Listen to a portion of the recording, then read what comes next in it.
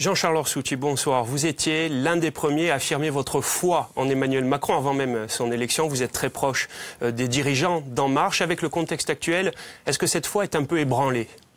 Non, pas du tout. Vous savez, moi j'ai adhéré non pas à un homme, j'ai adhéré à un mouvement, à des idées. Et aujourd'hui, c'est pas quand le bateau tangue qu'il faut le quitter. Aujourd'hui, au contraire, je continue à avoir foi dans cette période difficile parce que la France, il faut la réformer. La France, il faut la rendre plus juste. Et donc c'est pour ça aussi que nous devons entendre ceux qui aujourd'hui manifestent. Nous l'avons fait.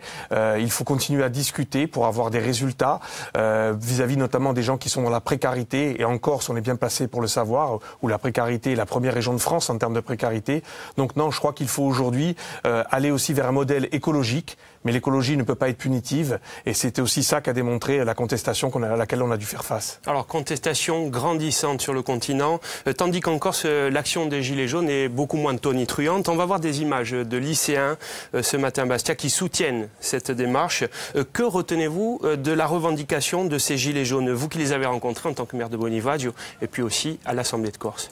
Écoutez, étonnamment ou pas, ce que j'ai entendu à la mairie de Bonifacio ou à l'Assemblée de Corse, c'était exactement les mêmes propos que ceux que j'ai entendus au niveau national. Après, pour être honnête avec vous, les demandes sont diverses et variées. Parfois, je les juge un peu contradictoires. Et la réponse qu'on va devoir apporter, parce qu'on en a apporté une réponse partielle jusqu'à aujourd'hui, la réponse définitive, elle va être compliquée. Parce qu'aujourd'hui, répondre à une demande de moins d'impôts, moins de taxes, mais davantage de services publics, davantage en direction des collectivités locales, c'est une alchimie très dure à obtenir.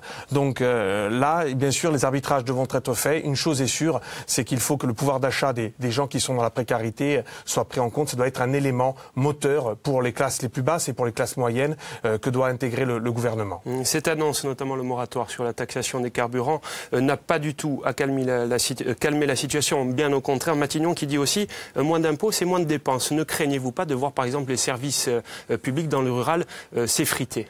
Vous savez, c'est ce que j'observe. Vous savez, je souris, je fais référence à la dernière session de l'Assemblée de Corse. J'ai vu les deux groupes de droite s'insurger contre la suppression de services publics dans le rural. Normal pour des groupes qui seraient plutôt à gauche ou pour la majorité territoriale. Mais ça démontre bien la difficulté. Quand Bruno Le Maire dit moins de taxes, moins d'impôts, pour le social-démocrate que je suis, la solution ne peut pas être moins de services publics. La solution, on doit la trouver ailleurs. On doit faire des choix courageux, des choix aussi peut-être dans le temps, y aller par phase. En tout cas, la démonstration a été faite, c'est qu'on ne peut pas se permettre, et on donne un chiffre qui est important, on ne peut pas avoir une augmentation de 120 €, de consommation d'essence par an dans une région comme la Corse où on n'a pas d'autre moyen que de se déplacer en voiture. Et ça, ce n'est pas acceptable. C'est pour ça d'ailleurs que tous ensemble, nous avons voté la motion. On l'a appris cet après-midi, le Premier ministre va reporter sa visite en Corse. Qu'attendez-vous de lui précisément, très rapidement? J'attendais qu'il aide la collectivité de Corse, qu'il aide les Corses à trouver des solutions à la question des déchets, à la question du pouvoir d'achat, à la question de nos routes, des transports. J'attendais du Premier ministre qu'il apporte une réponse et qu'il facilite les relations entre Paris et la Corse, parce que c'est ça l'objectif. Justement, auprès des élus du Conseil exécutif de l'Assemblée de Corse, très rapidement, faute politique ou pas?